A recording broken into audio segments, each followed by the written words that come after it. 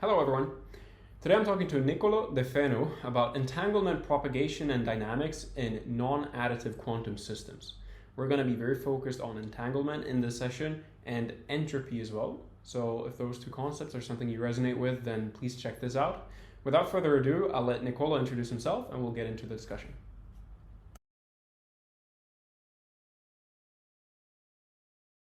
Nicolò, thank you for taking the time to join today.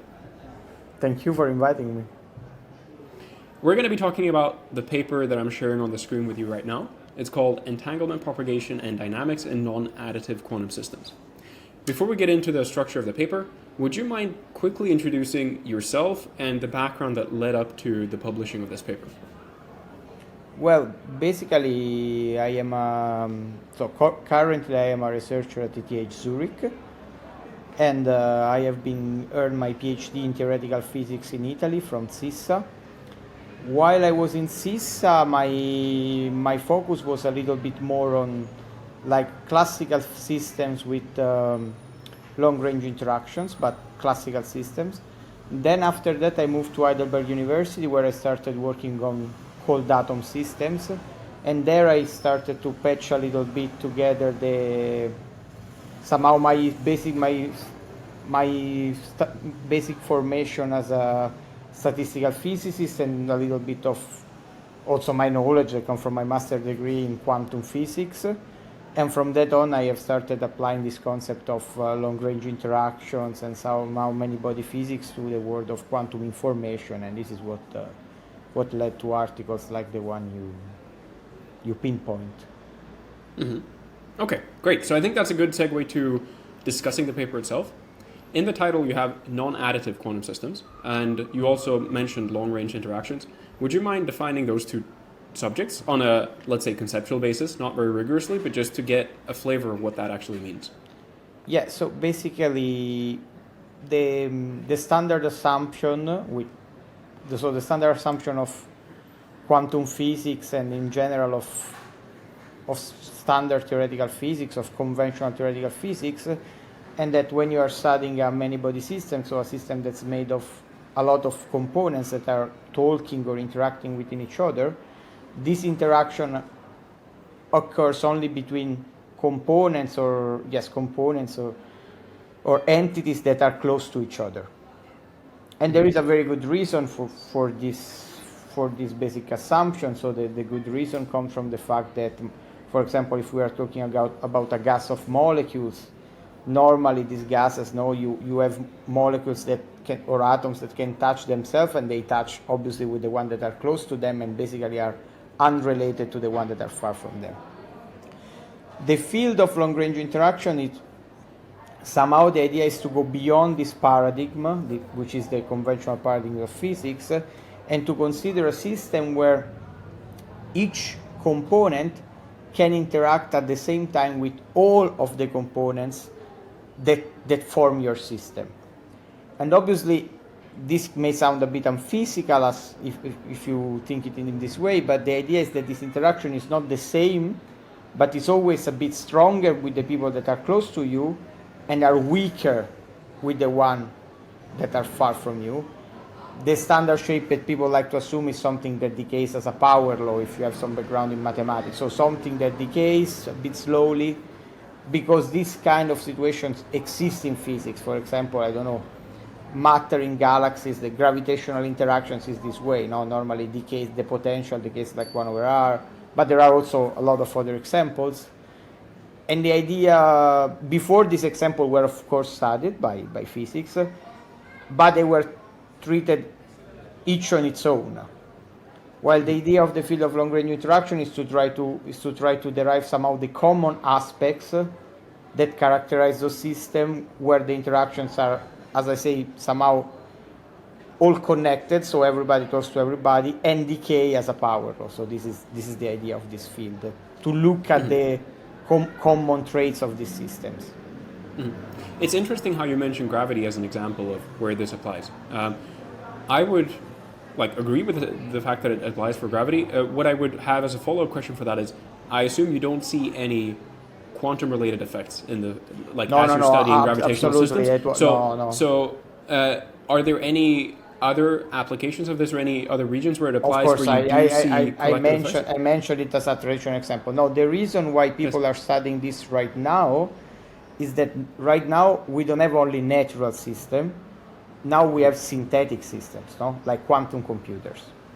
And if you have some background in quantum computers, you may know that there are a lot of platforms, of physics platforms, like different hardwares that make a quantum computer or that are proposal for quantum computers. And interestingly, a lot of these hardwares, for example, one of the most famous is the one based on trapped ions. A lot of this hardware, they have this interaction that fall off as a power law. And actually, in this kind of devices, the power law can be modified. So you have a little knob, you have a little wheel in your experiment, and by turning the wheel, you can change the power law. So you can make it faster or slower decaying, and so you can go into the different limits. So this is why now this is important in quantum information, because in these platforms, there are also theoretical reasons why we believe this is an advantage, but also it's a very practical thing because this platform, they have this feature. I was mentioning gravity to give you just a natural example where this occurs, but now we have a lot of synthetic systems where we can realize those.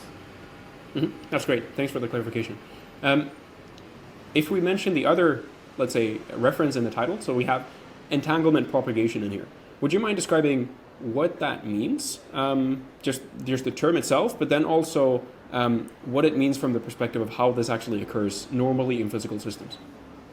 Okay, well, basically, so entanglement is this idea, somehow it's a concept that's within the foundation of quantum physics, and it's the idea that you have, that you can have like two quantum particles or components, well, let's call them particles somehow, that are entangled. That means that even if the particles are far apart or non-interacting in some way, they can be in states that are correlated to each other, meaning that if I know the state of one of the particle, I know automatically the state of the other. Obviously, this in quantum mechanics is expressed normally in more complex ways, so if I measure one, I automatically know the state of the other. So there is this concept of entanglement, of having quantum entanglement between particles. Now, as I said, I work within the framework of systems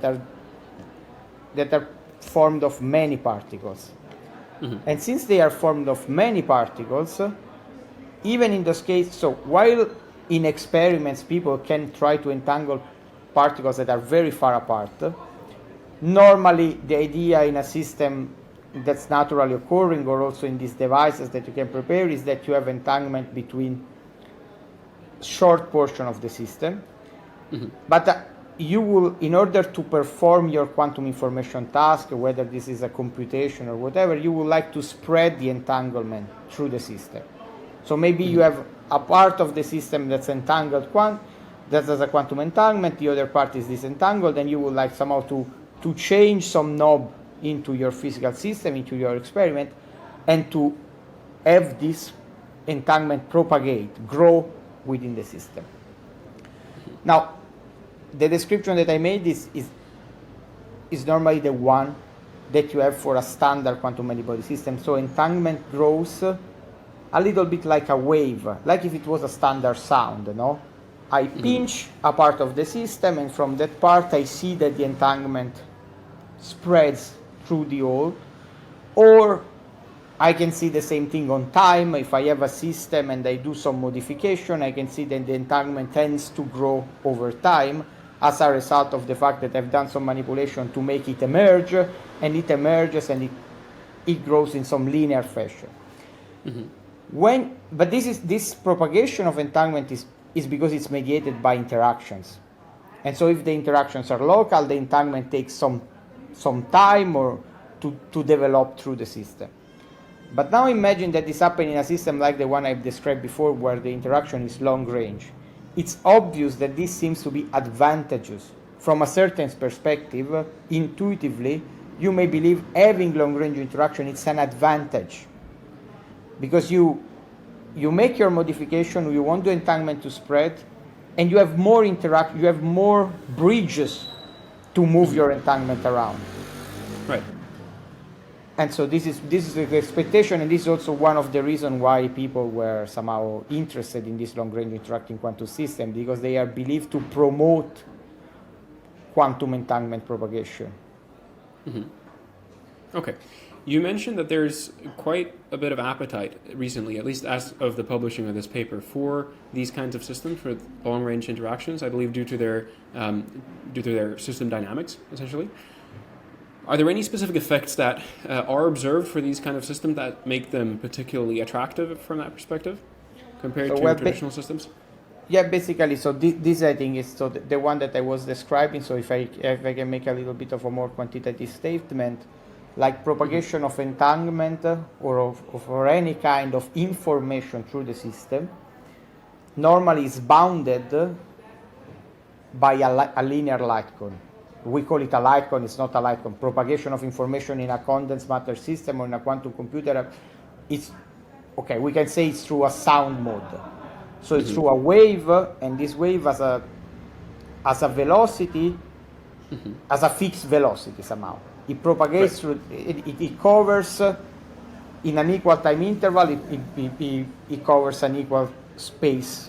So it's a linear propagation. When you have these long-range interactions, this is one of like linear propagation of sound waves or of information waves, whenever you want to call them. It's a fundamental feature of basically all many-body systems where interactions are local, occurs only between nearest neighbor. And if you think it's kind of reasonable, because you kick a guy, the guy kick the other guy, and so on and so forth, so the information can spread, but it takes some time because they have all to touch each other to go through. Mm-hmm. But now, so I like to make this example like if it's a guitar string, no? If you have a guitar and you have the string, you pinch the string and you see the sound wave, it propagates, and this sound wave has a fixed velocity. Mm-hmm. But if the string were to be long-range interacting, then you will have that this sound wave, it has an infinite velocity, meaning that the propagation is non-linear. The more time passes, the more it grows the space it has covered. Mm-hmm. And this, in the idea that this kind of quantum devices can be used, for example, for communication, this would be extremely beneficial because it means you can transfer information from one side to the other of the system much faster than what is done. Because even you can say, as I said, the velocity is infinity. In the sense, it's a way of saying that it's a non-linear relation between space traveled and time passed. So this is why it's beneficial. Mm-hmm. Okay, I understand. And so the quantity that you're investigating in this paper is the entanglement entropy, specifically of these many-body systems.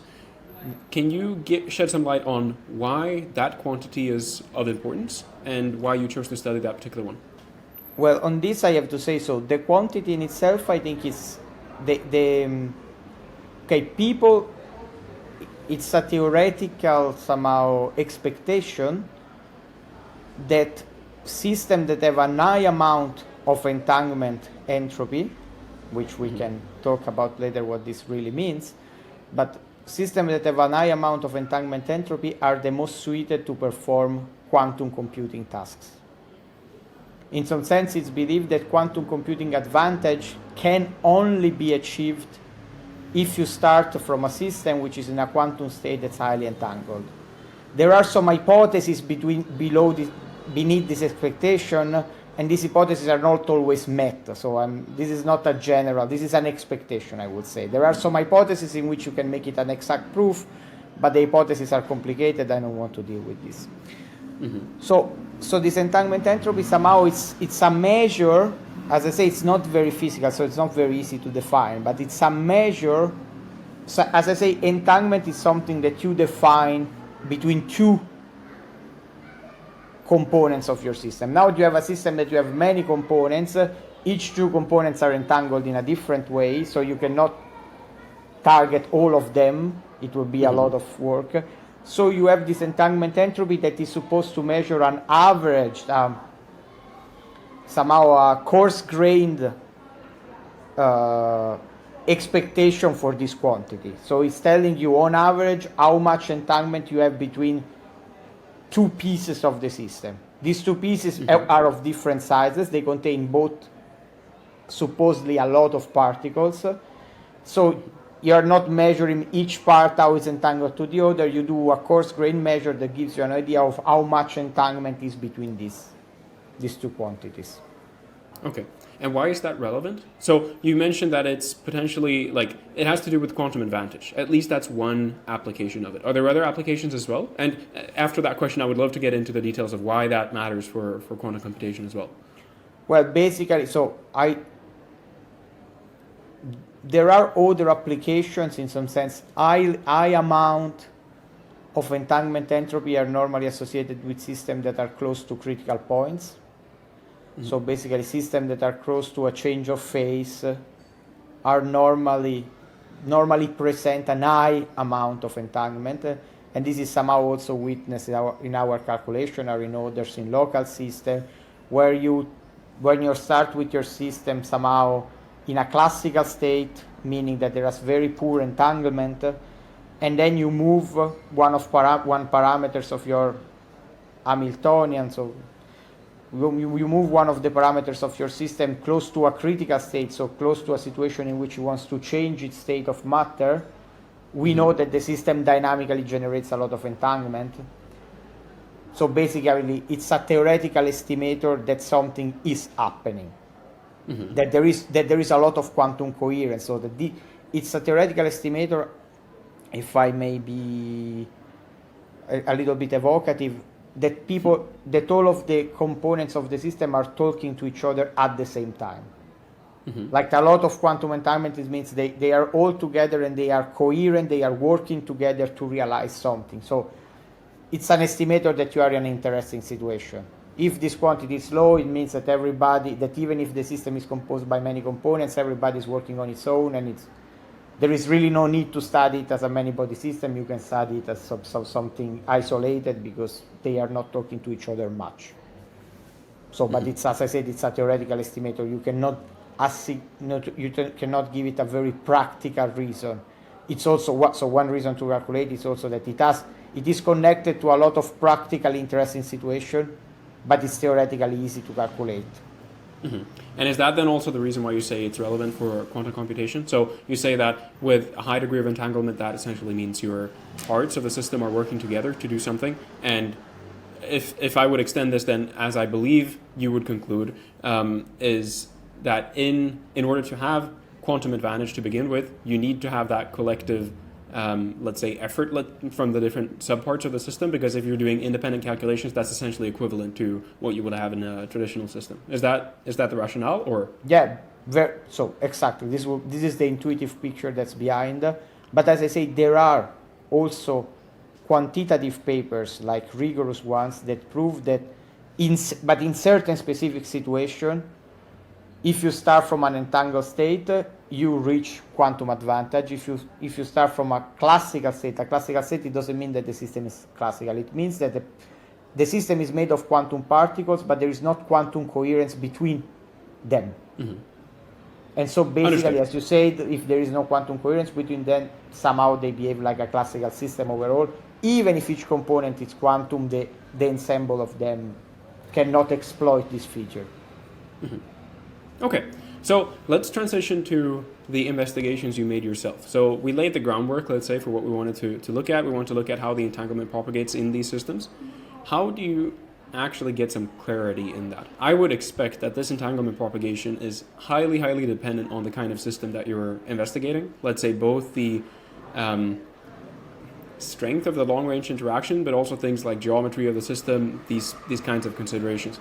How do you do that in a structural way to investigate how entanglement propagates in, non-additive quantum systems? Well, basically, the idea is that obviously it depends on what we mean for propagation. So propagation, as we said, it's a curve, no? So or for how we study it, it's a curve in time. So we start with a system that has some low amount of entanglement, we do some manipulation to it, and the entanglement starts to flow. We don't look at how it flows in space, we only look at how it goes in time. So it grows. of course, if you look at the curve, so at the thing as a whole, this depends on a lot of details, as you said. So this thing can grow fast, then oscillate, then go down, and so all of what it does, it's very dependent on the geometry of the system, whether the system is made up of spins or of particle or particle with spins. So a lot of different. But there are some features of this curve which are somehow only dependent on the shape of the interaction. So basically our scope is to look at the macroscopic feature of this curve, and specifically what we are mostly interested in, how does this curve work at long times.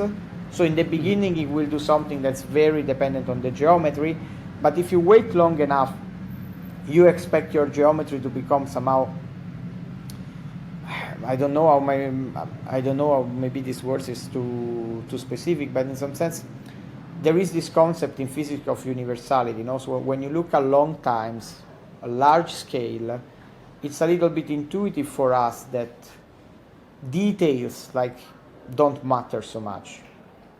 Because when you look at long time, you are looking at the propagation of waves which have a long wavelength. And if they have a long wavelength, they cannot resolve the details of your system. They just propagate they look at the system as a whole. They look at it as from above. This is a little bit the idea. And so our idea is to look at what happens at long time and to show that what happens at long time, it somehow contradicts a bit the expectation from this idea that entanglement is fast. Interesting. I want to get to the pictures that you have in the paper as well, but before we look at those, you mentioned that you do a modification to the system to, let's say, kick off the process of entanglement. I assume you're referring to the quench that you refer to in the paper? Yes. Would you mind just giving some more details on what that exactly is? What do you do when you modify the Hamiltonian of the system to kick this off in general? So basically, the idea is that you have a quantum system somehow, and the quantum system normally its behavior is regulated by an Hamiltonian. So the Hamiltonian is somehow it defines the set of rules according to which your particle interact and move. And what we study is something that's very common. So we take our Hamiltonian, we imagine that the system is resting, so it has adapted to that Hamiltonian, and its state is compatible with that Hamiltonian without moving, without doing any change in time.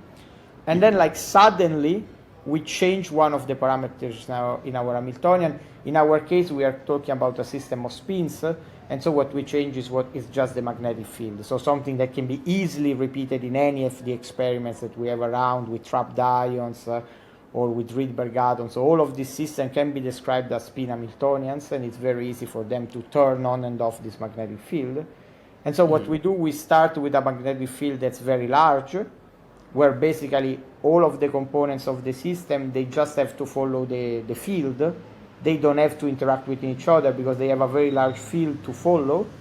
And then suddenly you put this field and you make it very close to this critical point. And then at that point, the particles have to talk to each other because they have to go into a new state, which is good, which is in agreement with that new Hamiltonian that they have. Okay. So let's transition to some of the results as well, or some of the figures from the paper. So this is one of them, and I think that would be a good starting point maybe for us to have a closer look at. We're looking here at the entropy measure over time, and maybe I'll let you quickly summarize the figure and what it shows first, and then we'll get into some questions on it. So basically the idea is somehow very simple for somebody that's expert in the field. But then sometimes I think it's striking because it goes against this expectation that we have a lot of connectedness, a lot of long-range interactions. Entanglement grows fast.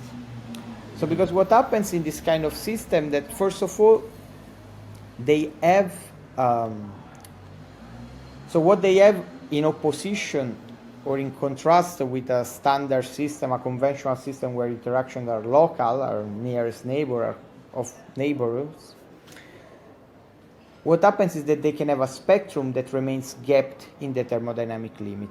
this is a very, very strong statement from the point of view of physics and also mathematics. So normally you expect that a collection of many particles that talk to each other in the conventional way, when you take this number of particles to infinity, you have also somehow infinitely many energy levels. This is somehow expected. Now, each particle has a few of them, but when you put them all together, you make them interact, they have a lot of different way to arrange themselves, and if they have a lot of different way to arrange themselves, they have infinitely many energy states. But they are not just infinite, this energy state, they are also dense. They are all very close in energy to each other.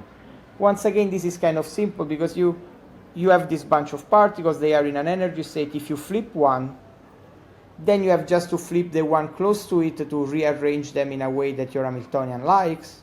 And so you have an energy state that's close to that. With a little modification in energy, you reach another state that's still good. But for long-range interacting quantum system, it's not like that. If the long-range interactions are strong enough, if you make a local change to your state, you have to rearrange the whole thing because they all talk to each other. So you cannot say, okay, I flip this, and then I fix it. No, you flip one, then you have to look at all the others and reflip them. And so the energy states of your system they remain discrete, so they are separated in energy. And if they are separated in energy, it also means that if you move your Hamiltonian slowly, or you move it of a small amount, nothing happens. Because you need a certain amount of energy to activate this new state, to visit this new state. So, like dynamics in quantum system, it means that your system is visiting different states, is going through different states. But in order to enable it to visit different states, these states have to have a compatible energy to the one that you injected by changing the Hamiltonian. If the states are very close in energy to each other, you can do a little change and this will start move around all the states that are close to you. But if the states have an energy gap between them, there are certain changes that will do nothing. Because nothing can happen. And so this is the first picture. So in the first picture we show there is a situation in which you change your Hamiltonian, but you don't change it quite enough to enable any spread of entanglement. So this remains fixed. Okay, so to make sure I understand that, we're talking about the left-hand figure now. Left-hand picture. The rationale for the system not changing, let's say, is that none of these modes, which are displayed at the top of this figure, are activated as a consequence of the Hamiltonian change. So with this one, you're still simulating, let's say, a Hamiltonian change, but the energy delta of that Hamiltonian change is not sufficient to unlock one of these modes. Is that the correct way of thinking about it? Exactly. Okay. Intuitively, this is what's happening. Then the calculation has some tricks, but intuitively, it's exactly what's happening. Okay, so if we then move on to picture number 2, and this is where it gets interesting then, I suppose. Yeah, so basically in picture number 2, it's what happens when you make a change in the Hamiltonian that it is strong enough to activate at least one of these energy modes. So at least one of these energy levels gets activated, but just one. And if it is just one, then what happens is that your dynamics is somehow very predictable because it's just one guy. So your system, it can visit the state where it starts from and another one. So it starts oscillates between the two. When it oscillates to the new one, it generates some entanglement because the new state is more entangled than the one it started. The one it started from is basically zero entanglement, as the picture suggests. The new state has some entanglement, but then you come back, and so it goes down, and then it goes back. And this is in strong. So this can never happen in a system with as local interactions. In local interactions, if you do a quench even small, normally you have the disentanglement entropy. It may grow with a small velocity.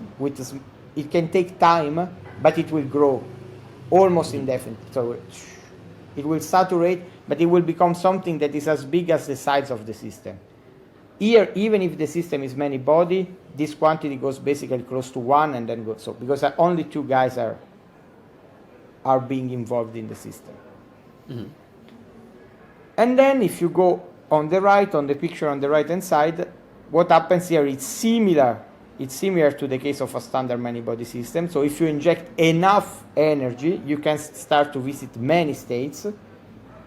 But it's still not quite the same as in a local system, because in a local system you really involve all of them, or not all, but an infinite amount of them.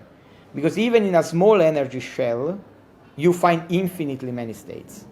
While in our case, any finite energy shells always has a finite amount of states, and then obviously they are more, so the entropy dynamics, it saturates, it goes to a finite value, because it just doesn't go, it never goes back exactly where it was, because there are many, so it goes ping-ponging from one to the other, but somehow it's always a finite amount of guys that participate to the dynamics. Mm-hmm. Okay, if we linger on the second image for a while, where we have one resonance state here, the first question I would have is, what happens to the energy in a situation like this? Very naively, what I would have expected is, you have some system that's in, let's say, a ground state, you change the Hamiltonian in some way, which corresponds to you adding some form of energy to the system that causes it to unlock, let's say, the first mode. What happens to the energy as it oscillates? I would, let's take the example of an atom that you might excite, for example. Let's say you have a pumping laser or something, you excite an atom into an excited state, like a second mode, and then it emits that energy, and that energy leaves the system.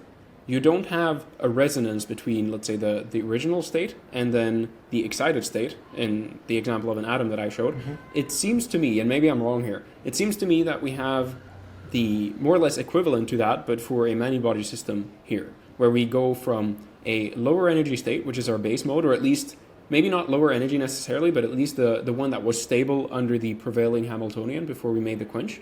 And then we have another mode that's unlocked, and we seem to flip back and forth between these two.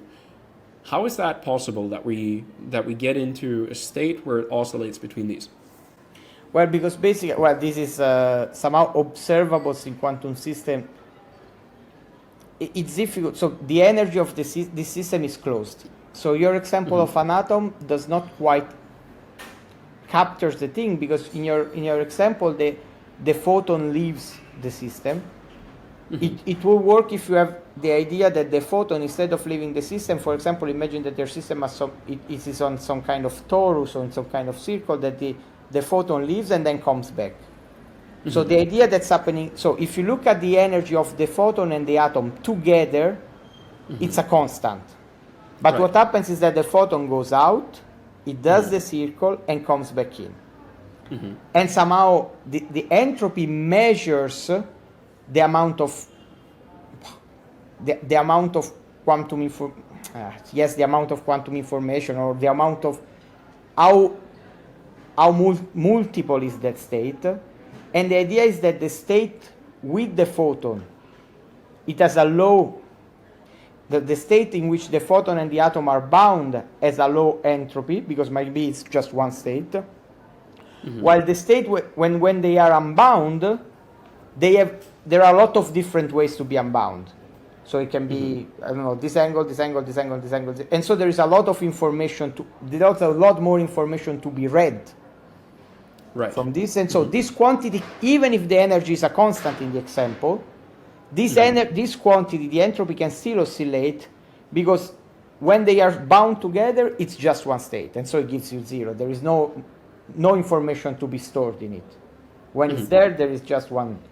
But when they are unbound, there are a lot of coordinates of the photon with respect to the atom, which, even if they give the same energy, they are different configurations, and so they give you a different entropy. So this is the idea. So the energy of the system, you do obviously, there is a certain energy before the change. After the change, the energy is different, but at t equals 0, the energy changes, and then it doesn't change anymore. Then it remains the same forever, because the system is isolated. There is no contact. You cannot lose energy here.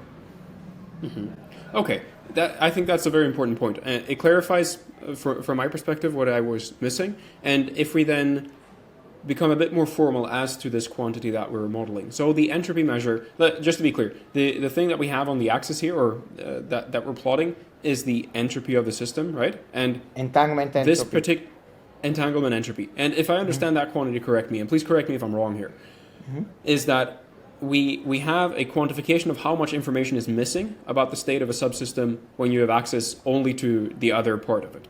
So in some sense, exactly. Yes, exactly. Okay. Yes. How much information resides on only that part of the system without knowing about the other. Right. Quote unquote. Okay, so we have some system that's closed in terms of energy. It oscillates between two different states. I think the example with the photon in a circle that you mentioned is good, because if you have it, well, then I guess it would excite and re-emit. I don't know if that's actually how it would work, but let's use that as an example. And we're not actually modeling, let's say, the information of the entire system, but just the entanglement between these different parts. Exactly. Okay, cool. The next thing I want to get back to is something you mentioned earlier about the time scales at which we're doing these investigations. So you said earlier that we're looking at longer time scales. Mm-hmm. From the figure here, it seems to me that we're modeling the system shortly after a quench and what happens. But you're saying that this kind of, so long as the system is closed entirely, this kind of oscillatory behavior is something we would observe indefinitely, or is it something that would attenuate? No, okay. That on this, in the sense, the time scales are long, so I should have been more precise maybe before, but the idea is that we are investigating. So there are different time scales in the system. So in some sense there is long and very long, quote, quote. Mm-hmm. And also there is the idea that when I was saying long time scale, they are long in the sense that they are proportional to the size of the system. So if you look in the caption to the figure, no?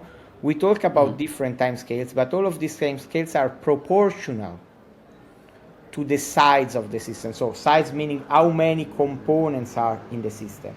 And when you say, and our idea is that we are always targeting system where this n is supposed to go to infinity at the end. Okay, this may seem a bit unphysical, but actually it has been shown several times that the devices that we have, they behave like if the number of their components is infinity. Even if the number is maybe finite, it's 10,000, but normally the physics very rapidly becomes the one that you have at 10 to infinity. So, and in this limit 10 to infinity, all of these timescales become very long because they go to infinity, but they are different, and as you see, they all go to infinity, but at a different pace. So there is a time scale. So there is a time scale. This thing that we see, that I was describing, these peaks, it appears at a time scale that's proportional to the logarithm of the size. Okay.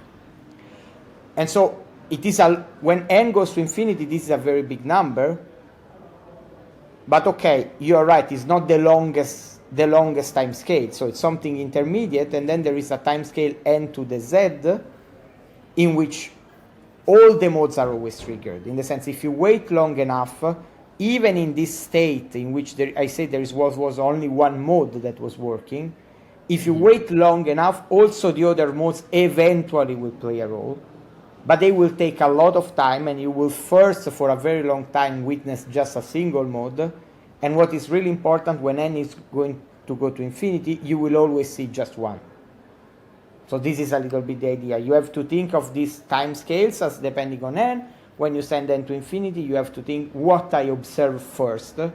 And the one you observe first is also the one that you are going to observe basically forever, because when something is infinity, you never go over it. Mm-hmm. Okay. There's only one point with that I would like to clarify further as well. You said that if you let this system tend to infinity, you would also involve or depend on all the other modes of the system as well. Let's say the first mode that we unlocked, let's say in the middle graph, is the one closest in energy to the original state that we were in. And let's say all the other ones would require additional energy to be entered into the system. Would they still have an effect, like as time goes to infinity for a closed system? Or am I thinking about that wrong? No, you're thinking about it right, because even somehow, energy in quantum system, it's conserved as an average. But you can have still fluctuations. And if you wait long enough, your system may always appear like it has infinite energy. So it can always happen. It just takes a lot of time to happen, but it can always happen that for one moment the system behaves like if it has infinite energy, and then comes back to it. But because the average is fixed, but the levels, but just on average, like there are quantum fluctuations, and quantum fluctuation they allow to explore the entire phase space. So basically, if I have an energy compatible with the mode M0, it means that most of the cases I look at the system, it will look like it's in M0. Right. But there are some minimal chance that I also observe it in a state which is very far in energy, maybe M equal to 10 or even 100. Now, this is irrelevant to the short time dynamics, because there is somehow, even if it's a bit maybe wrong to confound observation with time, but it's a little bit like this. So if you give him time enough, eventually these rare configurations that you will need a lot of luck to observe, they start contributing. And so this is what you witness in this kind of calculations. Okay, that's clear. Thanks for the clarification. Let's then move on to the next figure that you have, and this is a phase diagram. Would you mind explaining what the different parts of this phase diagram are, and also why the choice of axes that you picked for this? Okay, so basically, this is maybe as slightly technical. So, but the idea beyond this, the idea beyond this model that I was talking about, that you have energy shells that are well separated in long-range system. It also means somehow that it's possible to describe, although not exactly, but at least approximately, your system as a classical one. And so what we are doing here is exactly this. So we say, okay, our system, it kind of behaves like a particle into a potential. Okay, the potential has this strange shape that is in the smaller part of the figure, in the inset on the right. This would be the potential. It has a little bit of a strange shape, but this strange shape is irrelevant because our particle can only visit a part of the potential, the part where the energy is positively defined, so it cannot go on the other side. It cannot go over the hill somehow.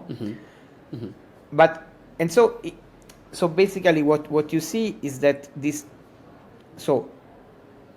mu is kind of the position of this particle. But please remember, it's a fictitious particle. So this mu is more representing the position of the system in phase space. But for the sake of the analogy, this is now the position of this fictitious particle on a potential.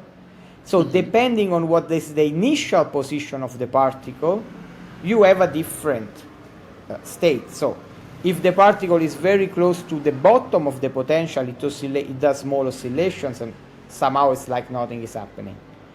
If it's far from the bottom of the potential, it has wider oscillation, and this is consistent. And since the potential is not perfectly linear, you will see that there are this S that does this strange dynamics.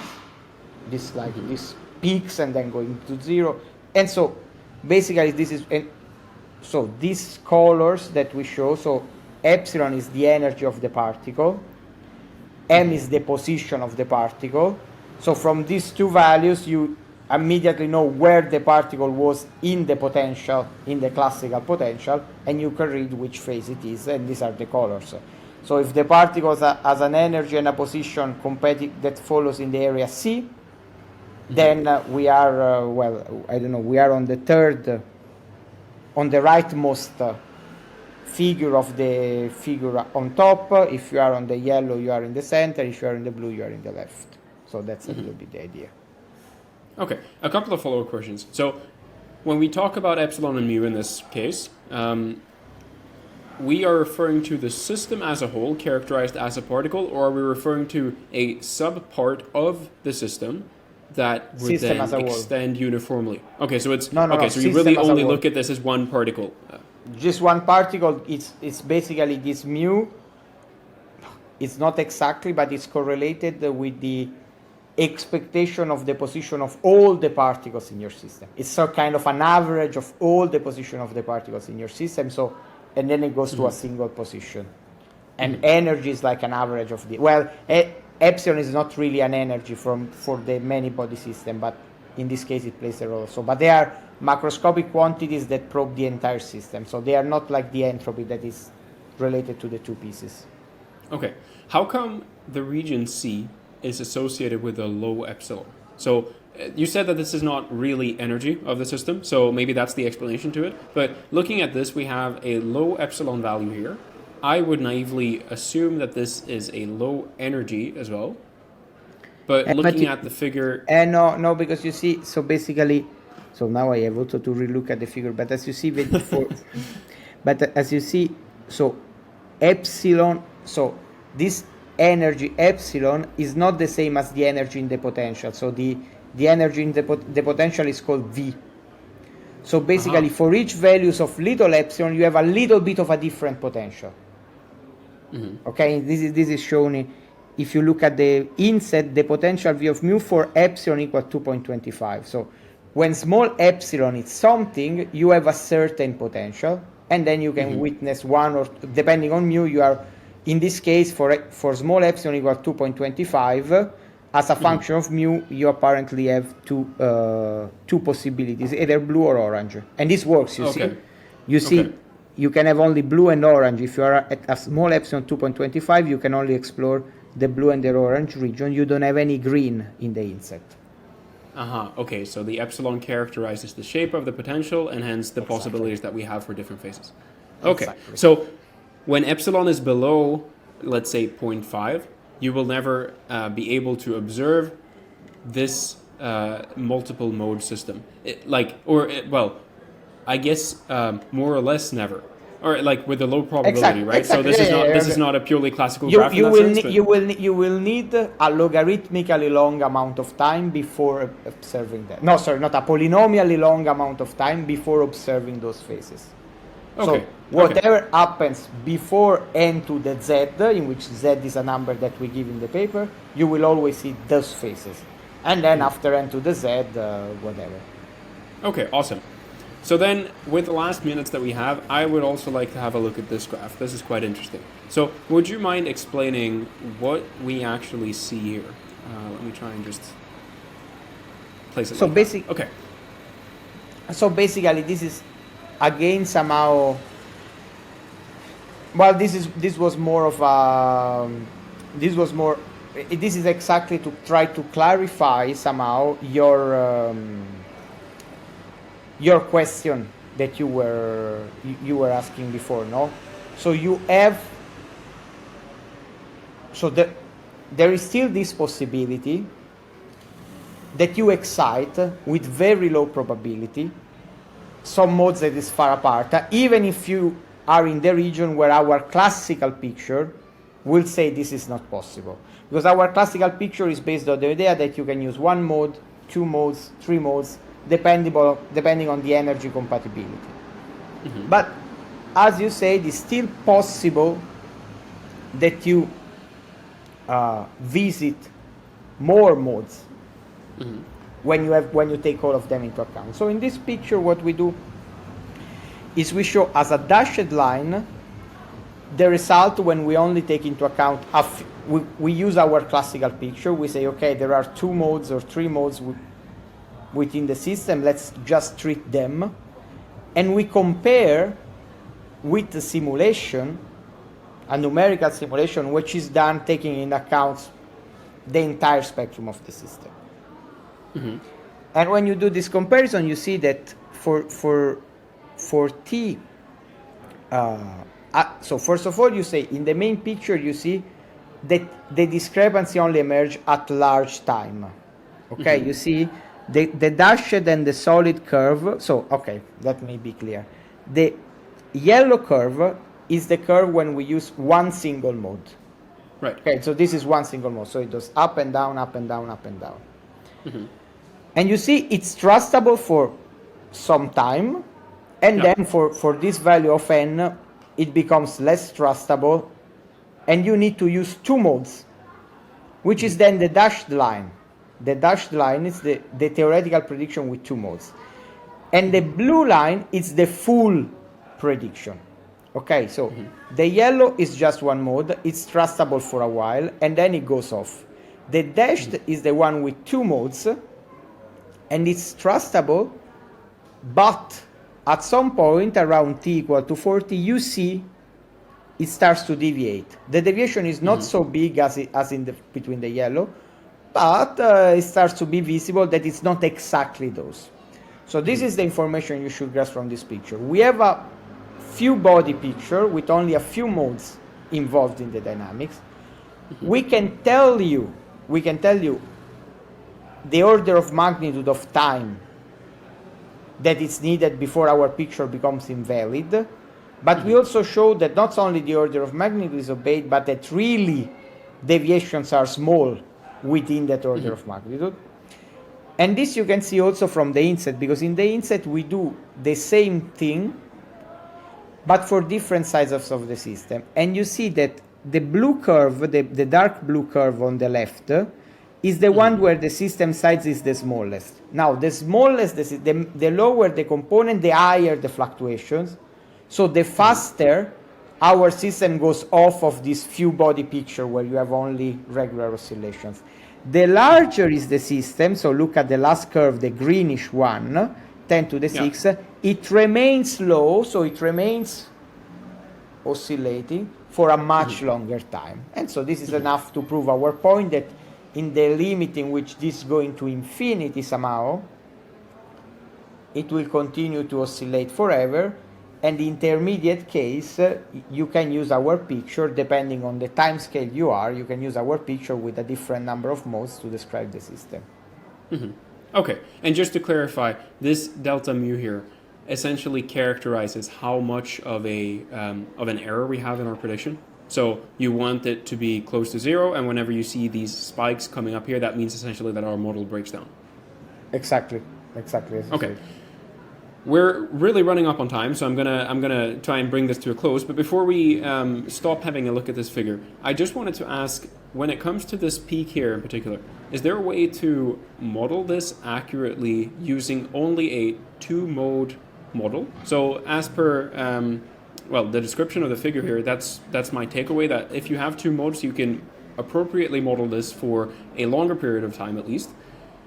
I'm just thinking, we had this picture before with a large set of modes that we potentially had to take into account. Is there a way to judge a priori which one will first come into effect, so to speak? So we have 2 modes here, but do we know exactly which one of those is relevant? Or when you actually model a complex system like this, would you need to take all the complexity into account at once? That's the no. Normally it should be sufficient to read. So somehow, so we made a lot of.